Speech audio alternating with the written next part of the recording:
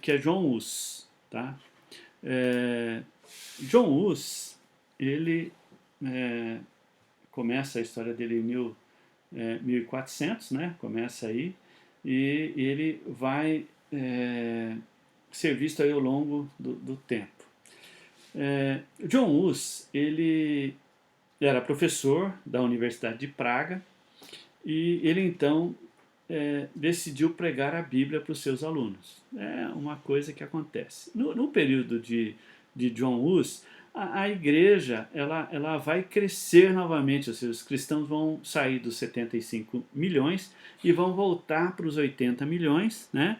E a população mundial cresceu para 343 milhões. A gente vai ver que houve um crescimento legal da população e também um bom crescimento do cristianismo voltando aos seus patamares, né? Lembra que houve uma enfermidade, matou muita gente, houve perseguição também, matou muita gente, houve guerras, matou muitos cristãos, né? Os mongóis tentaram dominar o Ocidente e nessas batalhas os cristãos que estavam naquela região acabaram perdendo a vida junto ali nesse embate com os mongóis, tá? Bom, ele combateu a corrupção e as fraudes, né? John Hus também é o outro que é católico, está dentro da Igreja Católica. Ele não faz parte dos anabatistas, tá? Na verdade, ele é um pré-reformador, assim como John Wycliffe. Ele tenta reformar a Igreja Católica, enquanto que os albigenses e os valdenses, não, eles dizem que não tem jeito para reformar. O negócio tem que derrubar tudo e construir de novo. Tá? Então essa é a diferença entre esses grupos. Mas, dentro do catolicismo, vozes se levantam para trazer avivamento, para mudança de vida e transformação. Então ele combateu, né? John Hus ele combate a corrupção e fraudes existentes nas igrejas de sua terra. Num livro que escreveu, apresentou o ponto de vista acerca do que deveria ser a Igreja de Jesus Cristo, né? E aí começa a ter um grande problema. Ele foi excomungado em 1413. A situação vai piorando a cada vez mais, né? Até que ele é chamado, né? Foi emitido lá, ele conseguiu um salvo-conduto, vamos dizer, né? Para que ele fosse até um concílio, né? Que iria para que ele fosse colocado ali, fosse debatido as ideias de John Hus e que eles tentariam convencer John Hus. O que acontece que o imperador, né, ele emitiu um salvo-conduto, né, e a ideia é que ele fosse até lá e voltasse a Praga sem problema nenhum. Mas os teólogos do concílio decidiram que um herege, você não precisava obedecer o salvo-conduto. O negócio era pegar e acabar com ele logo e eliminar a possibilidade de John Hus continuar pregando. Bom, John Hus tem uma série de situações, né, porque ele tinha algumas pessoas que o apoiavam, pessoas ricas, pessoas que eram... John Hus acabou se ligando, assim como John Wycliffe, né, se ligou com a política e por isso eles perderam um pouco, né, perderam...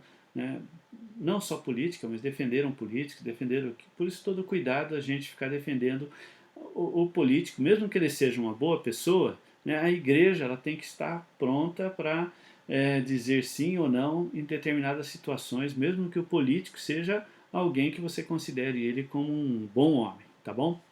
Mas John Hus ele acabou se envolvendo com isso e, é claro, esses políticos, enquanto John Hus e quanto Wycliffe, né, que nós já vimos, lhes eram importantes, ou seja, podiam ajudá-los em alguma coisa, eles defenderam. Mas quando não, eles abandonavam. Foi o que aconteceu com o John Hus, né? Ele foi levado lá e estavam tentando acabar com o grande cisma aí da igreja, né? Estavam tentando eliminar o grande cisma, precisavam de alguém para resolver esse problema, acusaram o John Hus e começou aí a formar essa situação. O que John Hus afirmava além daquilo que ele ensinava? Ele afirmava que somente Cristo é o cabeça da igreja. E lá o catolicismo tem o Papa, né, como, né, o cabeça da igreja. Em seu livro sobre a igreja, defende a autoridade do clero, mas afirma que somente Deus pode perdoar os pecados. Então ele não acreditava que o padre podia perdoar os pecados. Hus diz também que nenhum papa ou bispo poderia estabelecer doutrinas contrárias à Bíblia. Então qualquer doutrina contrária à Bíblia não poderia continuar. Também nenhum cristão verdadeiro poderia obedecer às ordens de um clérigo se estas estivessem claramente equivocadas. Então alguém que fala... Eu me lembro que uma vez um pastor, ele chegou para nós, né, nós estávamos numa reunião, e aí o pastor falou assim: se eu cair num poço, vocês têm que cair também.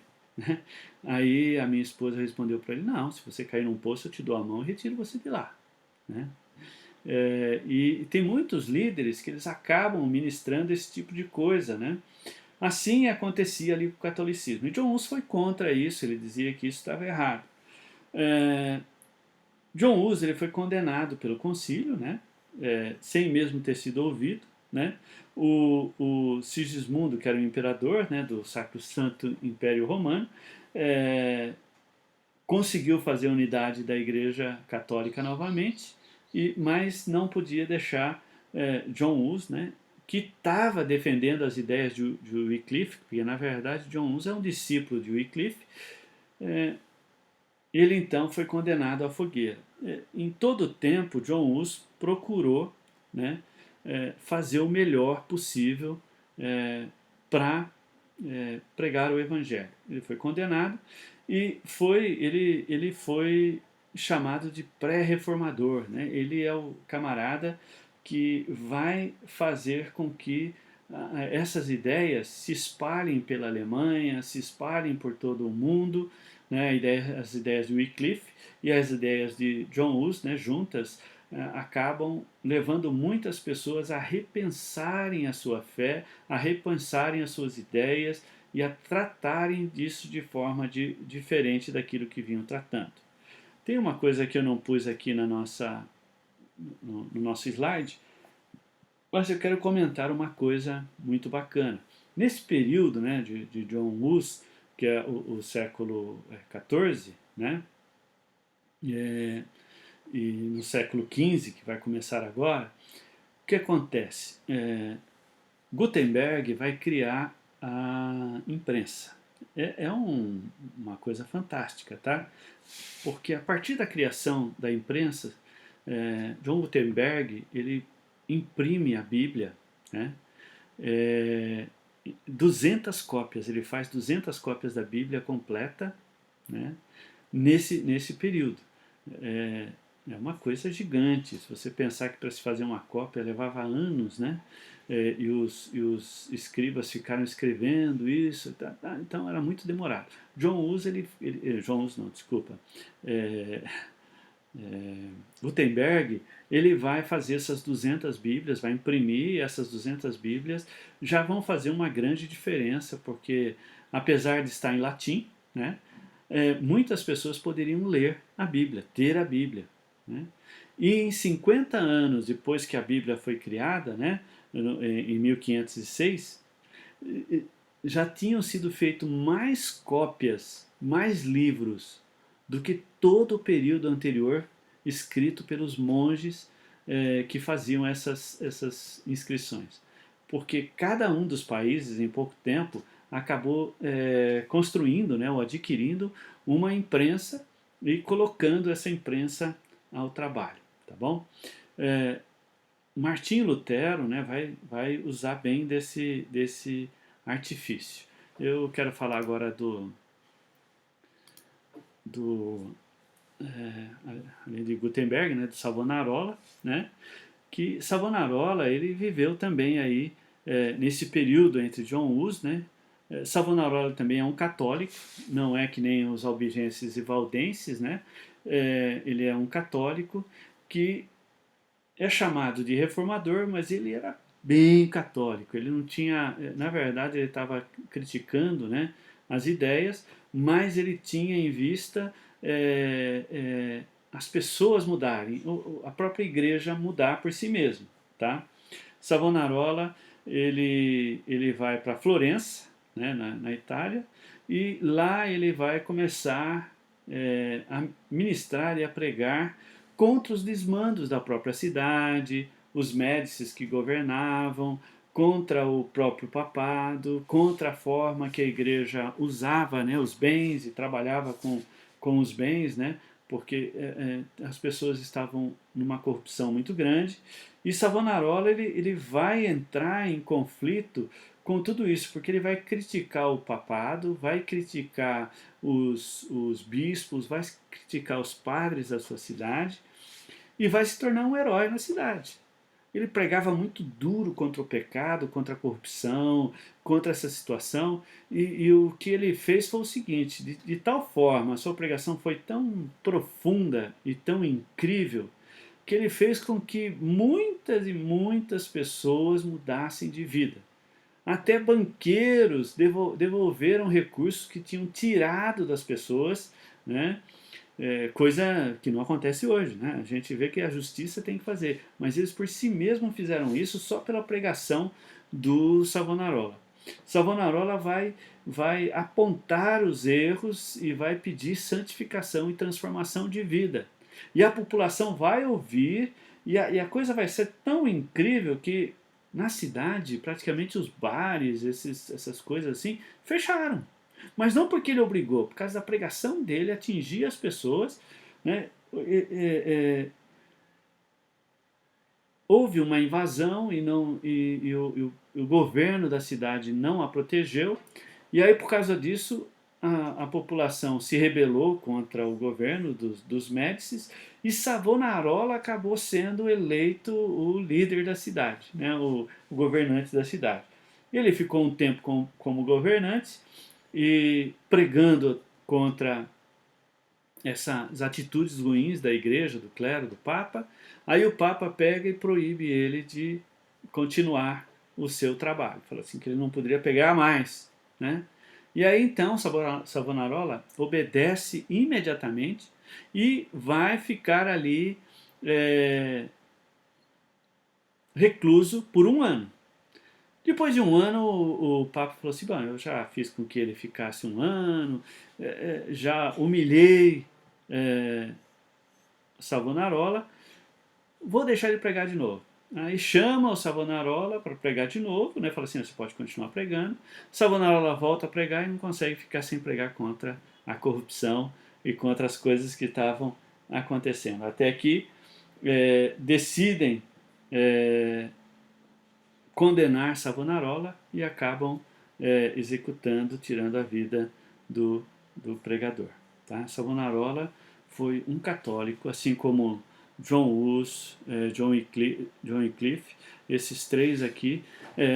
Nesses períodos eles foram importantes, né, para crescer um avivamento. De que sentido? De mudança de vida, transformação de vida, de quebra de paradigmas ruins que estavam dentro da própria igreja, né?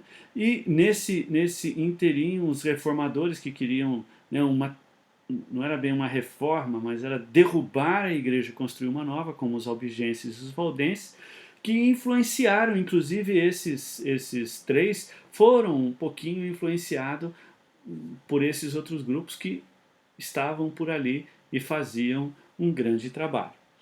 Bom, assim nós vamos ver o seguinte, olha, no nosso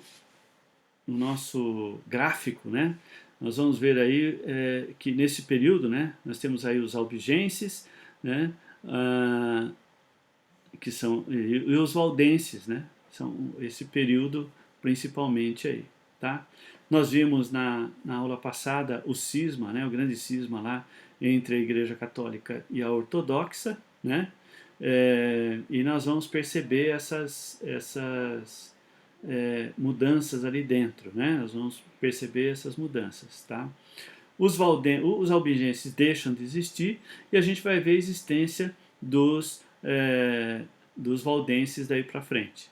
Nós vamos perceber no gráfico, né, que começa lá com os montanistas, né, e vai para os novacianos, vai para o donatista, vai para os cátaros, né, que são chamados de puros aí. Aí aparecem os paulicianos, que na verdade os paulicianos são desde o começo, eu pus ele a partir daqui, né? Os albigenses, né? Que são, na verdade, os fugitivos paulicianos e os outros que ficaram nessa região de Albi, e os valdenses que vão surgir por causa de Pedro Valdo. Então, nós estamos vendo aí, se fechando o círculo, para a gente chegar até na nossa história recente, tá bom? Eu quero encerrar aqui, né, esse vídeo e agradecer a vocês por estarem assistindo, né, por estarem vendo esse vídeo, que o Senhor possa abençoar e dar a vocês aí a graça, o poder e a vitória, tá bom?